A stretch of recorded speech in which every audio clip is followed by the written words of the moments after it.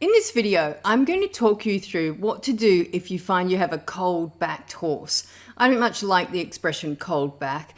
What it really means is your horse is lacking some very important foundation training. This horse had an injury, and so I'd been very careful with him, working him. So I hadn't been pushing him terribly hard. He first had the saddle on and we'd done all sorts of things. I'd sat on him once. But then I found this happened one day and I was quite taken by surprise. Luckily I wasn't riding that because I wouldn't have survived that at all. So I went back, and in this video I'm going to just show you really quickly how I got him over this. And I felt really sorry for him because he's obviously very frightened. You know, it's been a bad experience for him. I got this horse, I think somebody might have tried to start him under saddle, and looks to me as though that has been a very rushed process, and perhaps he's been left with the saddle on just to work it out or to get on with it himself. And so I was very concerned for him, the way his emotional level went up and the way he responded. So what I immediately did now was just go up to him, get the saddle off him. That's the first thing. And then in the following snippets, you're going to see what are the next two videos that I made, which are inside the Can Do Gold training, which show you exactly how, step by step, to get your horse over this problem. It is not an unusual problem with horses with poor training histories. So the first thing I did was to just put a surcingle on him. I just wanted to make sure that it wasn't actually the girth. I then did some whip habituation. He seemed a little nervous of the whip to me as well. So I did some whip habituation with him. The other thing I wanted to do here was to make sure that he was sound and that he was all right and happy with the saddle cloth as well.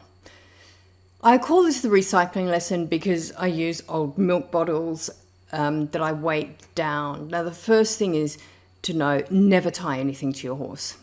So this is the first way that we start habituating the horse to having something on its side like this, something that makes a bit of noise, something that bangs around.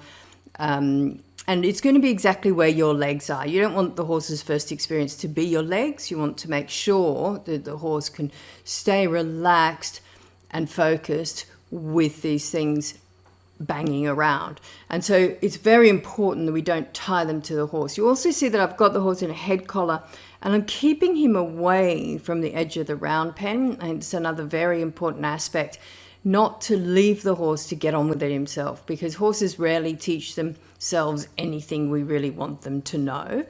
If he gets too close to the edge of the round pen, it's quite possible that he's going to kick up or buck and hit the round pen or put his foot through the round pen fence or something, which is going to end in disaster and is going to get hurt. It's very important that he doesn't get hurt. I want training to be interesting, to be fun, to be engaging. The last thing I ever want to do is hurt my horse.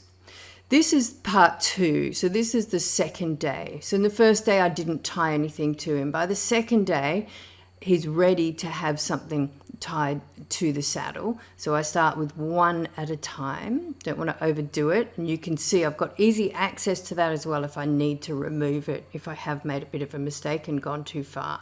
But you can see already his emotional level is coming down. You see his head elevation is lower, he's more relaxed, the bottle is banging around, he's not worrying about that at all anymore. So the first lesson was about 20 minutes. This lesson is about 20 minutes as well. So it's 40 minutes work that it's going to make a huge difference in this horse's life. It's going to give him a huge amount of confidence. It's also going to give me a huge amount of confidence because I certainly don't want to do the wrong thing when I'm riding him and bang my leg against him and, you know, have him have a meltdown. That's no fun for anybody. So the final thing that I do is I long rein him again, taking him right back to the same situation as we started with at the beginning of the video, which is when I wanted just to long rein him and have a look at his posture and see how he was going. He's a quarter horse. I'm quite happy with his posture. He's relaxed. His head's low. He's getting on with the job. He's in the engagement zone. So For me, this was ideal. The entire lesson takes about 40 minutes of my time over 2 days. I split it over 2 days because he was so reactive that I felt it was unfair to try and jam that into one lesson for him. We've got to remember that if the horse is mentally or physically tired, it's not learning. So anytime we flood the horse with information, whether it's physically flooded or mentally flooded or both, it stops learning. So we're likely to come out the next day and not having made the progress we thought we'd made. Whereas with this horse, I just did the first part of this lesson, which was the habituation while still holding the object. And the next day he came out and he was much more relaxed than even at the end of the last lesson. So they do tend to go away and think about it a little bit, and this horse certainly did that. And so here we are just 2 days later. I've got a completely different picture. And so this has done wonderful things for this horse, not the least of which is to give him so much more confidence.